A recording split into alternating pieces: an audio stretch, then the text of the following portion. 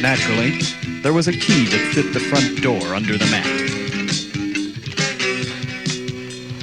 The stench was awful. It was like entering a tomb. There were rotting stairs to my right and a room to my left, and I felt a cold chill on the back of my neck.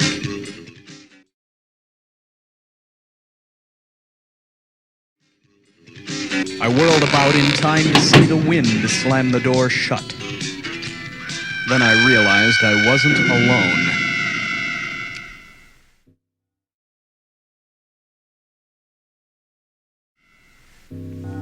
I started past her, but she had other ideas. She had an incredibly strong grip and breath to match.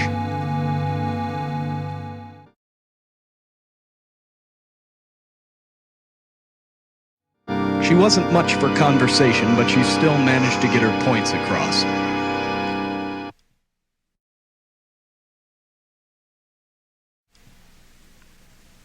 The room was crawling with vermin, but otherwise empty, or so I thought.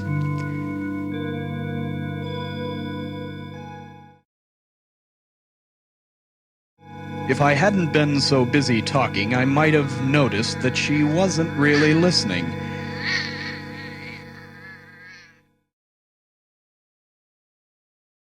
I could sense that she was attracted to me.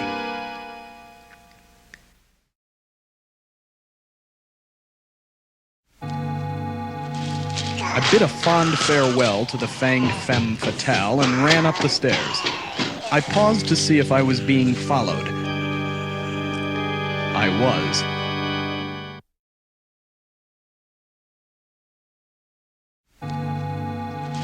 I bid a fond farewell to the fanged femme fatale and ran up the stairs. I paused to see if I was being followed. I was. As I ascended the rotting staircase, I began to feel as if I were being followed.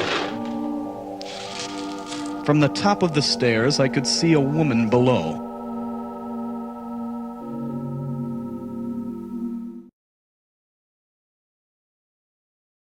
I'm not sure what happened next. I vaguely remember staring into someone's eyes.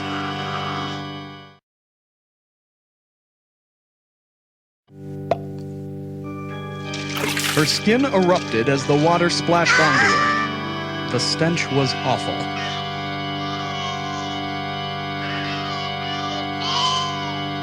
The second floor looked dark and uninviting.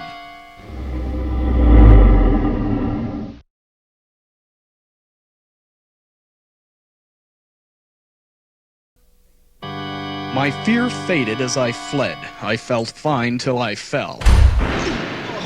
So I flipped over and found I'd been followed by a fanged femme fatale with a fried finger. I'm not sure what I expected to do with the candle, but it didn't help.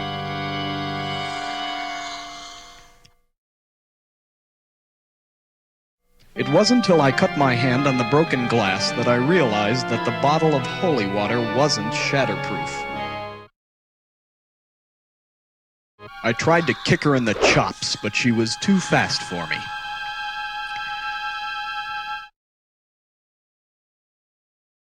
I hated to be rude, but sometimes you got no choice. As I stood up, a strange mist started to come in from under the door. The only other door led to a closet. Before I could grab the candle, the vampiress materialized in a cloud of dry ice.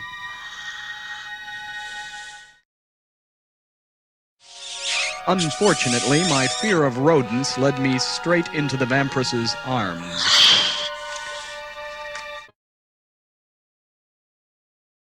Unfortunately, I made so much noise that the vampiress had no trouble finding me.